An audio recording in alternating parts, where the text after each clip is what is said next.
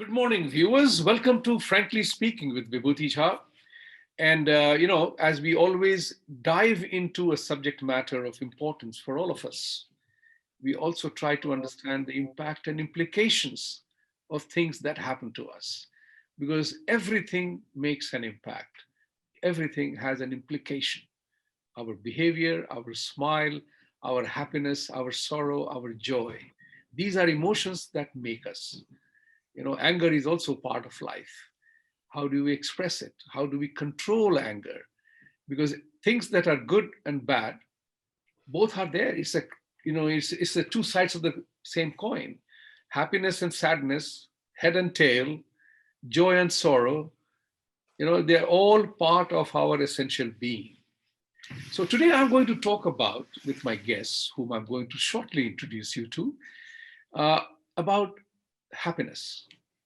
You may or may not be aware that the United Nations has declared and is observing March 20th as the World Happiness Day. Now, United Nations is a global organization, attracts a lot of respect, a lot of contempt for its successes and failures, both of them, as you look at it. So it is performing a great social function of creating awareness about happiness. Who doesn't want to be happy? That's a question we need to ponder over. Everybody wants to be happy, but they are not. There are factors that affect our happiness, state of mind, and whatever else is there. So to discuss this deep, significant social, personal, psychological impact, I have great pleasure in welcoming two fabulous young men. That makes me happy and feel young. So one is Dr. Tomar, Vikrant Tomar, who lives in India, in Indore. Am I right, Tomarji? Ujjain. Lord Mahakal's place. Right. So even more holy than holy. So bringing in Dr. Vikrant Tomar, he's a wonderful young man, deeply involved in a lot of activities. And one of the activities that he performs so well is to create a global consciousness. And he has set up an organization called United Consciousness, which, as full disclosure, I'm part of the advisory committee. And we are joining with United Nations that particular day to spread the word message of happiness. So welcome, Tomar Sahab, to the show. And the other gentleman is right from Toronto area, and he's Acharya Vivekji. Acharya Vivekji is deeply involved with Swami Chinmayanand mission. He's a spiritual leader, and he hosts lots of events to create spirituality in his talks, in his message, and the work that he does. So welcome, Acharya Vivekji. Thank you. Thank you. I will begin the conversation with you, Acharya-ji, not to put you on the spot, but how did you become Acharya? Is part of your name, or you earned that prefix? Sure. I appreciate this opportunity and you asking that question. The word Acharya, it's a Sanskrit word. In English, it means the one who leads by example. From 2005 to 2007, then I lived in a ashram, and Swami Chinmayanand was our guru.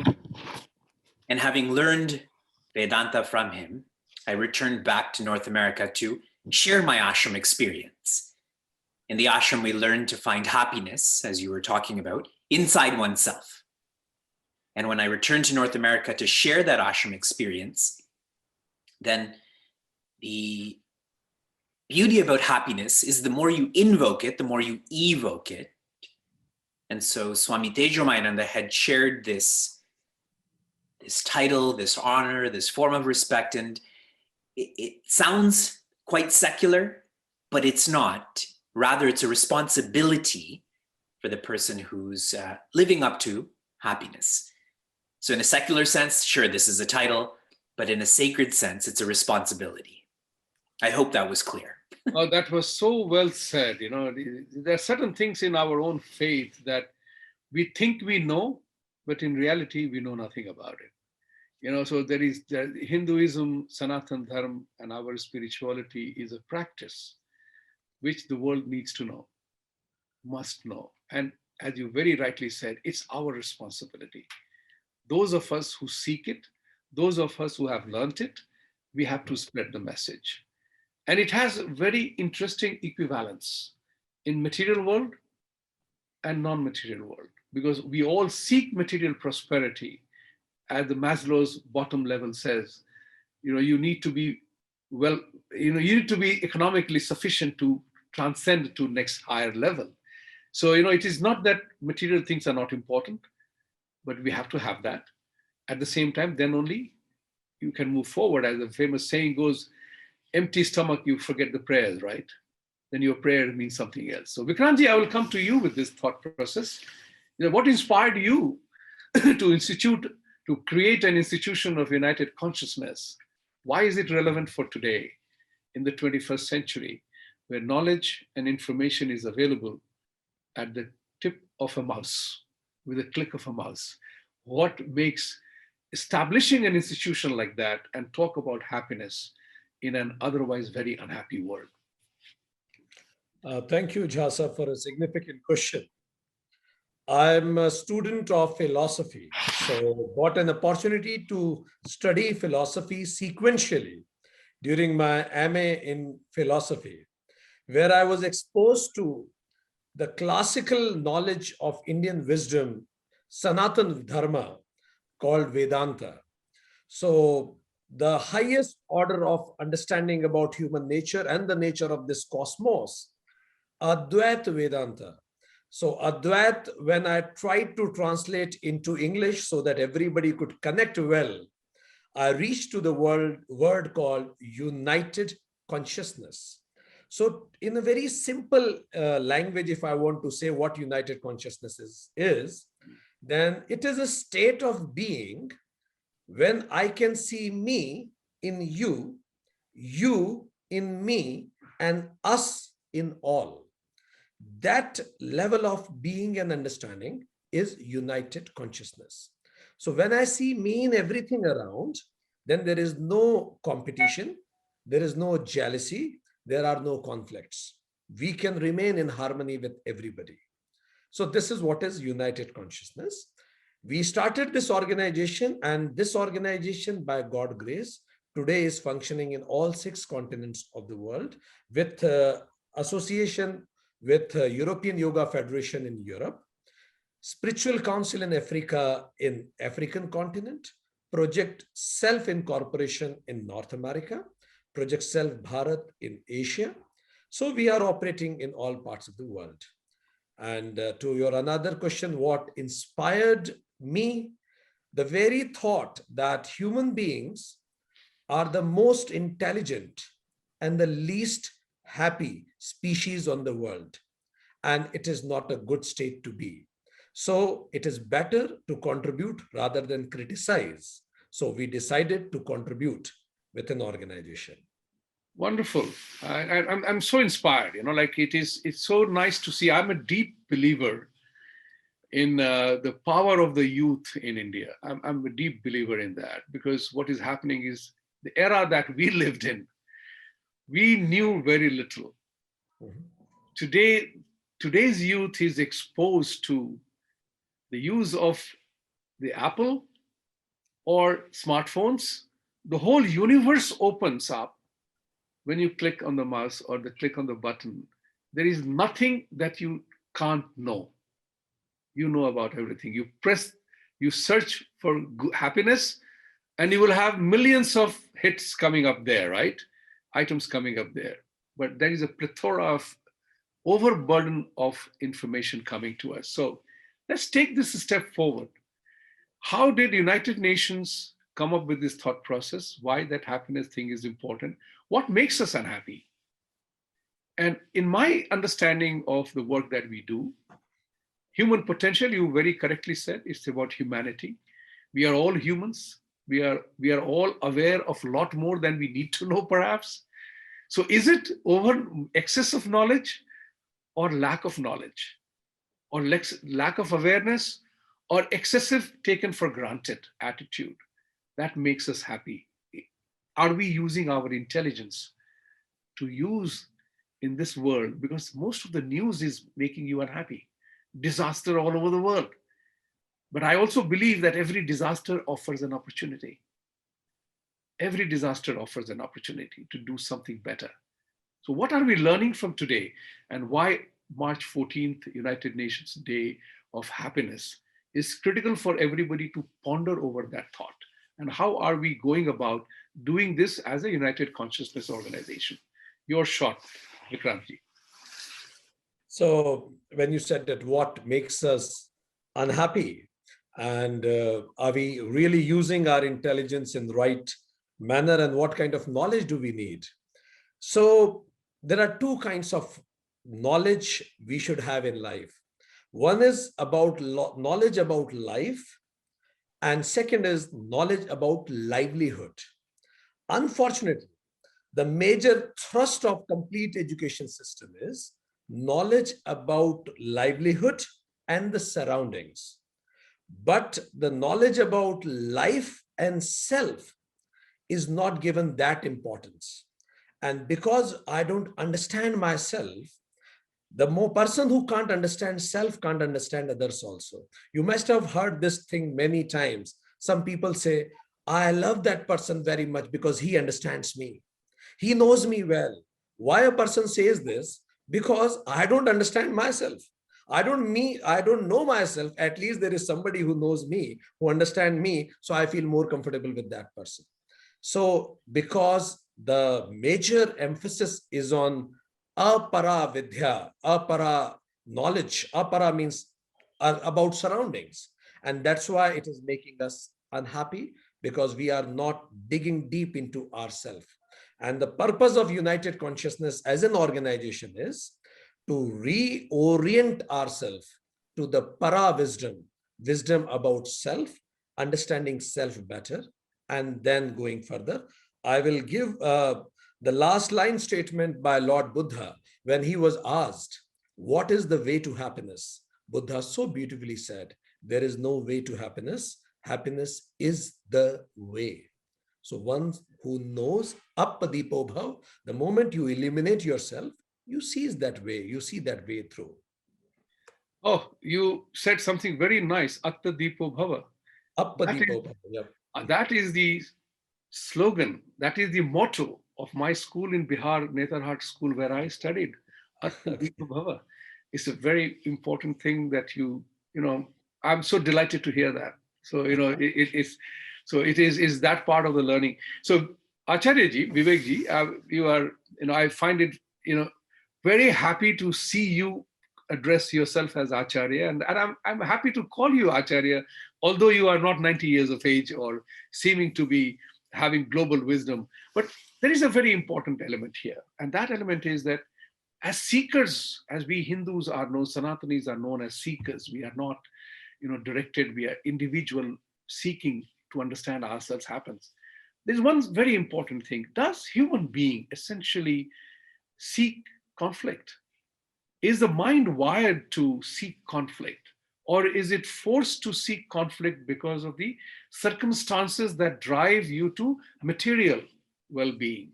And that uncertainty and insecurity makes people uncertain. And that's why we get into conflict. And when you get into conflict, then it is a battle of survival. How do you think this happiness thing can help people? How do we deal with that scenario, a real scenario? I mean, let's not mince words on it. To be esoterically talking about happiness is great, it's a state of mind. Hey, if the one who is laughing all the day is called a mad guy, we don't associate with that scenario. Your thoughts on that? Sure, Vibhuti Ji. You had earlier asked me what the word Acharya means, and I shared it's a responsibility to be happy. Mm-hmm.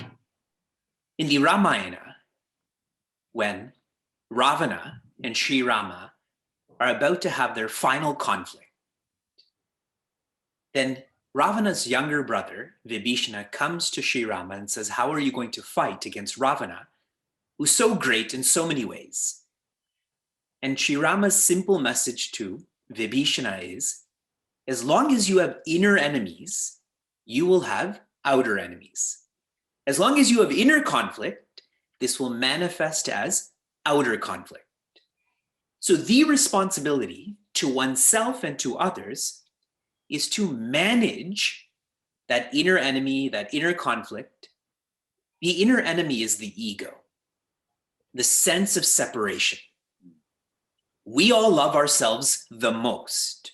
We are most compassionate, we are most generous, most understanding. If I can have that same sense towards you, towards every animal, towards every plant, every stone, that is the only way for there not to be conflict. As long as there is ego, there will be conflict. Without ego, there will be no conflict. Ego is the sense that happiness will come from outside. Articles, beings, circumstances. Anything that comes from outside is not happiness, it's simply pleasure. And we all have different concepts of pleasure, but built into pleasure is pain. Staying up late at night, overeating, reacting. It may feel good temporarily, but it always feels worse eventually. Only that which is felt naturally. Words that both of you have used is self and inner being. That is what peace is. This is independent. This is infinite. We are born peaceful, and we've forgotten that. In Sanatana Dharma, we use the word avidya. We tend to translate this as ignorance. A more simplistic way of understanding this is taking for granted. When you take for granted that you are peaceful, what do? You try to find peace outside of you. And vidya, which means remembering. When you remember, you are happiness. When you're asleep, you have nothing, but you feel happy. Everyone's enemy is the alarm clock. Where is that happiness coming from? Only you're there. That shows your nature is happiness. So are we wired for conflict? We're not wired for conflict, but our propensity is to choose the path that is easy. We call that preya. And you, Vikrantji, myself, the effort that we're putting in is for us to create awareness that there's another path, the path of Shreya. That path is not about fighting others. It is about fighting yourself. And the Bhagavad Gita is an icon of that. This is not just a historical text. It is a philosophical text, which means it's happening in the present.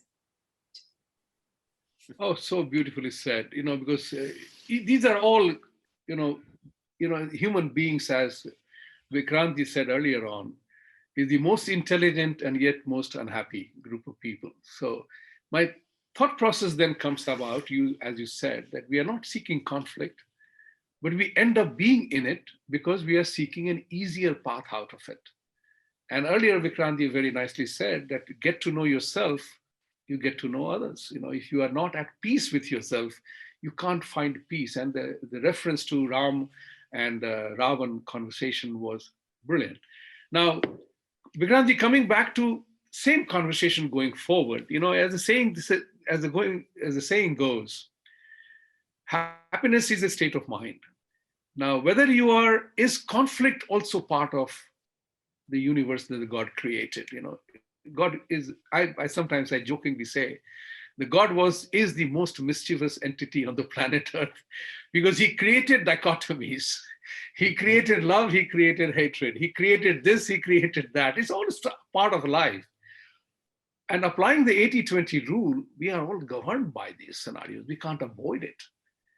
So whether you are a vegan, vegetarian, or ahimsa ke param pujari, if your family is attacked, you have to rise to protect and defend your family. At that time, Jainism's non-violence is not perennial. Violence is required at some times to protect the very dharma that we want to save. So what is important here is that how do we create scenario? Who becomes the barbarian at the gate? Why do people become the barbarian at the gates? If somebody is coming to kill me, at that time, offering him a dozen gulab jamun or a barfi or a cake or a garland is not going to work. It may calm him down for a moment, but he will still there to cut your throat. how do we work on reducing the elements of conflict? Because conflicts produces friction, and friction is not always causing or bringing happiness. Your thoughts on this? So I would pick from your last question and to connect with this question. Are we hardwired to be unhappy? So since last 20 lakh years of our existence, 2 million years in this particular format, when we were animals, there were two objectives of our life: survival and reproduction. But the moment we realized or termed ourselves as human beings, then the objective shifted to peace and happiness rather than only surviving and reproduction. But this body, DNA, does not know that, because genetically we are still the same animals. And that's why there was an experiment conducted on monkeys. When monkeys were offered peanuts, dopamine, the happiness hormone, started going up. The moment monkeys started chewing it, it still was going up. But the moment monkey ate it, it suddenly fell down. So then scientists were confused. Why it happens when you get something what you desire till you get it, and when you have it, it goes up and suddenly it falls down. Then these scientists or evolutionary scientists understood this, that probably otherwise we would not have survived even. If we would have been satisfied forever, one time they had sex and satisfied forever, no reproduction will take place. One time you eat and become satisfied forever, you will die because you are not taking more efforts for that. So by genetically, we are in that state, body, physically, there are happiness hormone falls down. And here comes the importance of intellect, which is a gift. We can use our buddhi to realize ourselves. We can utilize our buddhi for that appadipo bhava, to illuminate ourselves. Now come to that question regarding what is the definition of hinsa or ahimsa, and in that case, what should be our dharma? So yes, to attack any threat is an animal instinct, and it is must for survival. And it is the dharma of an animal to survive any case. But when you become human, then there is one more subtle thing that adds in that. Like if you take example of, Vivekji gave example of Lord Rama. When Lord Rama attacked on Ravana, he was very peaceful from within. Lord Rama told to Ravana, I don't hate you. I like you like any another person, but I condemn the action that you took. And because your action is wrong, let me punish you for your action. I don't have anything against you personally, but I have to condemn you against the action you have. Like Martin Luther King said, don't hate the people, hate the evil in them. Similarly, when an adhyatmic person takes on the hinsa, then that hinsa itself is ahimsa, because he is not taking it because of the personal vendetta or revenge. He is doing it to establish dharma. Like Lord Krishna said, that you need to establish dharma, come what may. So righteousness of intention and peace in mind is most important whenever you are taking any action further. Hope that answers. No, there is no answer. You shared your thought. Question. It's not a question and answer session. Yes. It's a learning session. You are sharing your thoughts about it, and I'm 100% sure that the viewers and everybody else will have a different interpretation of something, which is what life is all about, interpretation of this thing. And that's where it is important to remember that. And Vivekji, I did not call you Acharya this time, I'll call you Vivekji, and I will appeal to both of you, a personal thought of mine. And both of you have been calling Lord Rama and Lord this, and you have been saying Rama and Ravana, and it's part of the English language phonetic inability. I define it in that way. Ram, I say Ram. Ram is Ram, he is not Rama. Ravan is Ravan, he is not Ravana. Mahabharat is Mahabharat, it's not Mahabharata. It's because of the one A that we add in the stupidity of English language, as I said. I spell Ram as R-A-A-M Ram. you know. And that phonetic part, which is part of a Sanskrit education, is essential. So I would appeal to both you noble souls to, start using the phonetics. I tell this to my American friends, that I give credit to Englishmen to make English a global lingua franca, as it is said, global language. At the same time, I wonder the insufficiencies of that language because it doesn't capture all the sounds of the planet Earth. It is only in Hindi and Sanskrit, at least these two languages I know in India. I'm sure Tamil, Telugu, Assamese, and every other language has their own phonetic element. But in these two languages, there is no sound on the planet Earth that can't be written. And that's what we have to carry the message forward. Acharya ji, I will say that is your new responsibility given to you by this lowly soul called Vibhuti. That you will make that personal journey responsibility. Although, we are all educated in English language, but it matters a lot. I was so happy. I shared this thought 5 years ago in a San Diego conference on World Brahman Samaj and North American Brahman Samaj. And I said, it is for us to challenge that part of the contention. Otherwise, Lakshman becomes Lakshmana. Where does it say that? But according to Hindi Sanskrit pronunciation, it's Lakshman. That's kind of it's Lakshman Rekha. It's not Lakshmana Rekha. It is Lakshman Rekha. So I think we must make a conscious effort. I will suggest Acharya Vivek to have a quick reflection on that. Probably he has gone through Sanskrit in detail. Yes, indeed. And he's educated in this environment. So share your discomfort or your joy on this. Sure. And I'm happy that we're sharing openly for everyone to reflect on their own. Many people share this with me.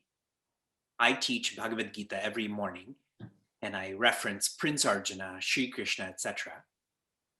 In Sanatana Dharma, our Shastras, our scriptures, are written in Sanskrit.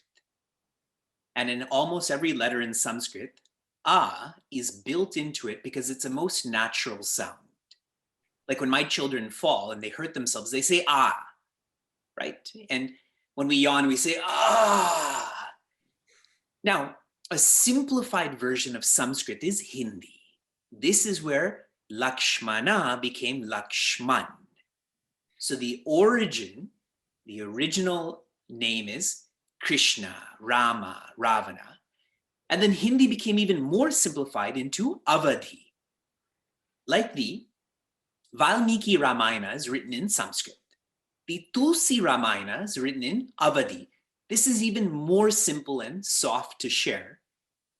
Having lived in an ashram, in a Gurukula, with a guru for 25 months, then as someone who was born and raised and lives in North America, I'm a Canadian citizen, my mother tongue is English.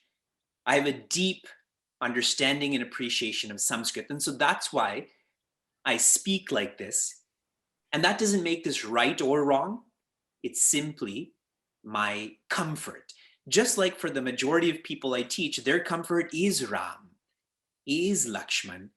And to be so specific about this, Lakshmana's name in Tulsi Ramayana is actually Lachamana. So my point in all of this is, it is the bhava, or what the name means, that's more important than the phonetics. Like our children, our younger son Shuka, when he calls me Appa. Now my parents are Hindi speakers, so we call them Papa. I'm trying to train my sons to call me Pitashri, just for fun. But it's all father, correct? It's all love. So those are some of my observations and insights about Sanskrit, Hindi, Avadhi, etc. That's powerful. That's great to know. I'm pretty sure that a whole lot of people did not know that. At the same time, it is important, like English changed many phonetic things in India. So let me share with you a funny example. In Bihar, there is a village called Kahalgaon. Okay. The British could not pronounce Kahalgaon. So they changed the name to Kolgaon. Colgong. Why I know this? I used to be good in spelling B during my time. And Kangaon was a spelling bee's toughest thing to understand. Kalgaon, because the British could not pronounce it. It is now changed back to Kahalgaon, but until then it was known as that. So take another example. Thiruvananthapuram became Trivandrum. And that change completely annihilated the beautiful meaning of the word Thiruvananthapuram to Trivandrum, which had no meaning. Think about it from that perspective. So I'm looking at it from a modernistic perspective, where our names, now Vibhuti is not Vibhutai, which is what most of the Americans would like to call me as, but I taught them the phonetic th. And most of my American friends now call me Vibhuti because they got it. So I would have either changed my name or let them call me Vibhutai or Vibhuti or whatever it comes to. But I changed that phonetics part. And that my perspective is on that side. And it's good for people to know that how the phonetics plays a meaning. Om is not Oma. For example, for the purpose of understanding. Let's get back to our, I'm really enjoying this conversation. You young people make me feel young again. So, like distortions that I have been through. I learned English when I came to 12th grade. Till 12th grade in India, I learned English in Hindi medium. So, I learned speaking English and writing and reading English when I joined Pune Ferguson College, Wadia College in Pune, first year of my college. So that's a personal story, and I learned it. My father taught me a way, and I teach that to people. It was remarkably simple.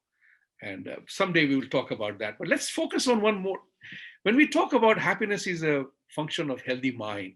When we talk about, happiness is here and now. When we talk about yoga for happiness, everybody's seeking happiness.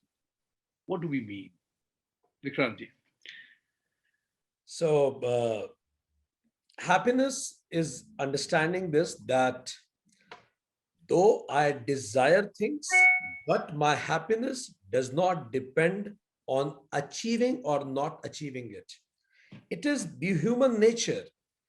Mind thinks, thinking is nature. And it is obvious if I desire something. But if I will say that I will be only happy once I'll get it, then it will put me off. So the objective of life is working with happiness rather than working for happiness. So that understanding. And that comes with a clear understanding that when things happen my way, call it Ish Kripa, God willing. And when things are not happening my way, then call it Ish Ichha. I always say, like Fleming's left-hand rule. This is direction of current, this is magnetic field, and then this is the resultant force. Fleming's famous left-hand rule. Same happens in life also. This is my way. This is highway. I thought my life will go this way. My mother, my friends, and all other people in society thought my life will go this way. I will achieve this much, or I thought I will achieve this. But today, when I retrospect, my life has neither gone this way nor this way. Then where is the resultant force? When life is not going my way or highway, then life is going thy way, and thy way is always correct. That clarity of understanding is called effortful effortlessness. I give my 100% efforts in whatever I do and leave the results to something which is higher. So that makes us happy, come what may, during the efforts, at the time of results also. That's exactly the message of Mahabharata as well and Bhagavad Gita as well, that do your duty. Perform your duty to the best of your ability. Don't worry about the outcomes. And that's what you are referring to. And this is remarkably true, because implementing these thought processes is something remarkable about human potential. If you look at the daily life of a person, when are you actually happiest? In my case, it's always when I did my job to the best of my ability. When I achieved the outcome or not is a different matter. That I did it to the best of my ability, whether it's this program or a talk to somebody or and addressing an issue. If I conveyed the message that I thought I believed that is important, it made me happy. So do you think, Acharya ji, that performance, individual performance, whether in the battlefield, boardroom, or wherever, is the principal or the primary reason that makes us happy. The majority of the time, we humans, as Vikrant earlier said, we are the most intelligent and most unhappy. Is it because there is an essential difference in what we believe we want to be and what we are? That's what puts us into a scenario that we believe that I can do so much more, but I can't or I have not done it. That leaves us unhappy about ourselves. At least that's what makes me feel. And that's the question we ask in our work is, do you think you are operating at your best capacity? Or when somebody says, my reportees in corporations used to ask me, oh, I tried my best, sir. I said, how did you know what that was your best? Your thought. Sure. That's a very fine and practical question. We tend to associate happiness with results. Results are not only not in your control, they're not in the present. Agreed? Yep. Whereas, if we associate happiness with actions, responsibilities, dharma, these are all synonyms. They are in your control and in the present. By focusing on our responsibilities, our dharma, our minds become quieter. And the quieter one's mind, the more one comes to understand and appreciate that the source of happiness is not outside oneself, but rather is the self. As long as one is depending on a fruit in the future, out of control, really what one is doing is postponing being happy. You're trying to become happy instead of being happy. In the movies, I believe one of the James Bond movies is Tomorrow Never Dies. If I'm trying to be happy tomorrow, but tomorrow never dies, yes, that means I'll be unhappy forever. If I try to be happy today, every day that I try this, I will be happier. This is marginal gains. If I can be happier 1% today, soon I will be independently happy. I will be completely happy. And in basic economics, society is simply a group of individuals. The macro is made up of the micro. If every individual focuses on their responsibilities, our society would change so much. We would need less of a military presence, less of a hospital presence, etc., etc., etc., because everyone is being responsible, which means everyone is being happy, which means everyone is being healthy. And that is the difference between an extrovert and an introvert. An extrovert is trying to change everyone else, but doesn't have the honesty, integrity, and truth to change themselves. An introvert is one who is inward looking. That is the power of a human intellect. An animal's intellect goes by instinct. A human's intellect can be intentional if we train ourselves to be. The inward looking intellect, being intentional, I'm trying to change myself. And I know everybody is watching me. Coming back to the word Acharya, if you lead yourself, naturally you'll lead by example because everyone is watching. This happens on social media. This happens in our own home. Our kids are always watching us, so we have to be careful about what we say and how we act. Very powerful, and you use the word honesty, integrity, and trust, right? Truth. And it's so amazing coincidence, because yesterday in another program I was talking about the message, and the message is we need to hit ourselves with hit. So in one instance, the hit is just simple HIT, but the other hit that I was referring to is part of my life: honesty, integrity, and trust. That's what matters. Life is all about these three words, in my opinion. And I'll share that with you because you referred to in a rather beautifully way. You introduced the concept of HIT in the manner that you said. But that's exactly what I said. Hit yourself with hit. The only thing you control in your life, and you use the word control, is honesty, integrity, and trust is all about you.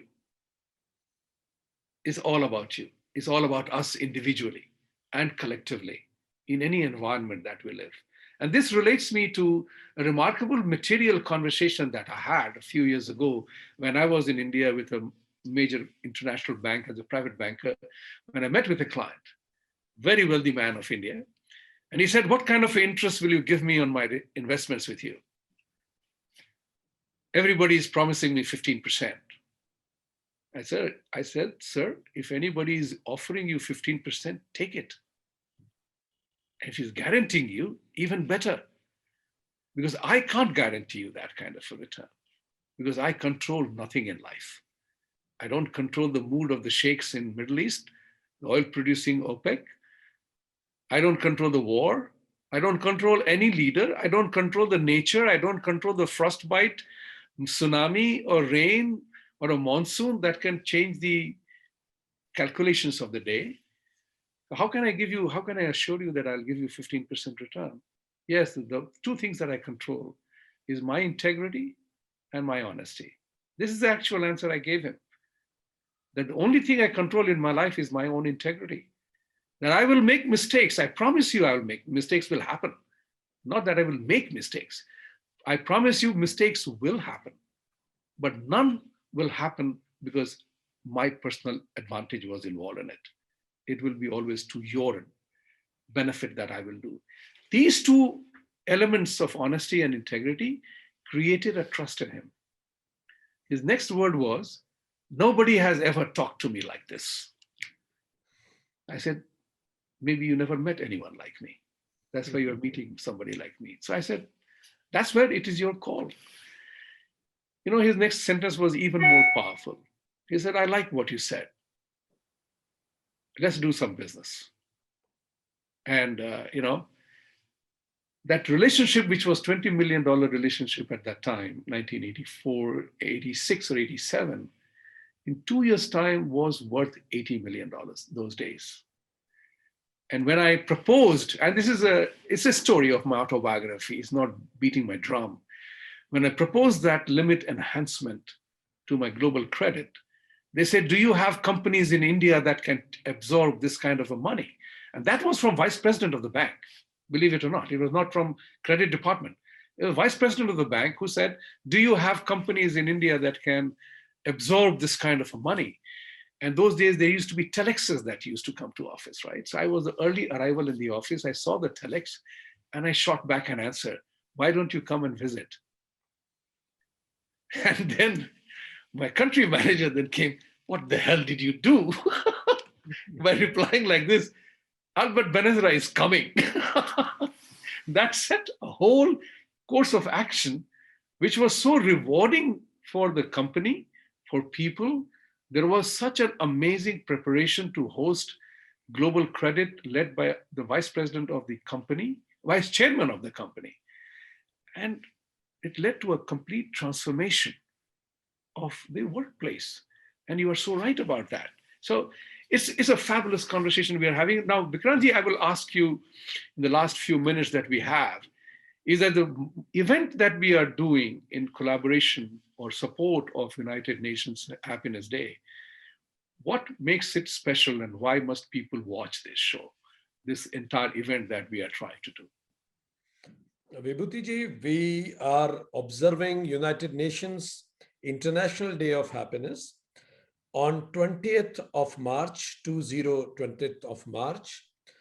This day, we are inviting excellent speakers, preachers, monks, life coaches from different parts of the world as panelists, as speakers, and as different dignitaries. They all will come together on a common platform where they will share their message, their understanding about happiness. It will be a great opportunity for all the audience from any part of the world, if they are, to witness that event, listen to these speakers. They can ask their questions also during panel discussions. They can write questions to us, and those questions can be asked to those experts also. We have divided this event in 4 segments: dance and music for the soul. So we have invited amazing artists from different parts of the world to come together on a common platform so that the soul can dance with them. Everybody's soul should dance on this day of happiness. Wonderful. Then we have amazing speeches for the intellect that will appeal intellect of the people, to illuminate it. Then we have meditation for the mind, and yogasana. Expert from different part of the world will be performing and teaching people how to do yoga asana aspect of yoga, so that the body should also be fit. So there will be a treat to the soul, treat to the mind, treat to the body, and treat to the intellect also. Same platform, we are doing it in 3 different time zones. So whatever time is comfortable for them, morning 9 to 12, then in afternoon, then in evening also. All details are there on the website of unitedconsciousness.in. And there is no registration fee for that. They just need to go and register themselves there, so that they will receive all the messages about who is speaking, when the person is speaking, and they can handpick when they want to attend. So it is going to be a life transforming session for all of them, because there are 2 platforms in history. Some lives which are born out of speeches, and some speeches which are born out of lives. So they will find both kind of people there. So I welcome whole world in that event. Well, that's wonderful. I mean, you are a massive organizer, and this is a great effort, because, hey, who doesn't want to be happy? Happiness is a concept, is a thing, is an entity, is a form.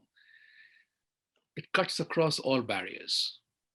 I'm just asking the same question. Who doesn't want to be happy? I have not come across anybody in the world who doesn't want to be happy. I haven't come across anybody in the world who doesn't want to be honest. I have not come across anybody in the world who wants to fail. The challenge is that everybody is configuring how to. So this is the important part to understand. And Acharya very beautifully said, you said so very beautifully, is that taking the responsibility for what happens. And that's where I personally don't use the word should ever. I don't ever use the word should. It's the most dangerous language the dangerous word in English language. If you stop using the word should, it's the first step towards a major transformation in your own life. Should becomes an excuse for not doing something. It always, you should do this. Don't tell me what I should do. Should, very dangerous word. More harmful than would, could. But should is the most dangerous word in English language. I don't use it. I stopped using it a long time ago. So I'm very glad that this event is happening, and I'm very honored to be part of this entire effort. So on 20th of March, folks, join it. It's free. Although in a country that taught us there is no free lunch, but why it is not a free lunch is because you will have to work towards achieving something, as you have to take responsibility for your own actions. Everything that happens to us, and this is important to remember, everything that happens to us, take responsibility for it. That's the most important lesson in life. So Acharya ji, wonderful to meet you, and delighted to be sharing your thoughts with the world around us. And Vikrant ji, wonderful to have you. Viewers, I hope you are inspired. I hope you feel energized, because that's very important. And I always say, I end this by saying, hit yourself with hit. Honesty, integrity, and trust. Because in an otherwise dishonest world, even mafia bosses want their people to have highest level of integrity, highest level of honesty, and they need trust to trust their folks. Why not us? We are better than mafia. Come on, guys. So with these words, I say, have a great weekend, have a great week ahead, and see you soon next week. Thank you, Vikrantji, and thank you, Acharya ji, for being with us. Thank you, Vibhuti Ji. Thank you, Be Acharya Ji. well. Be well, Thank you. Vikrant ji.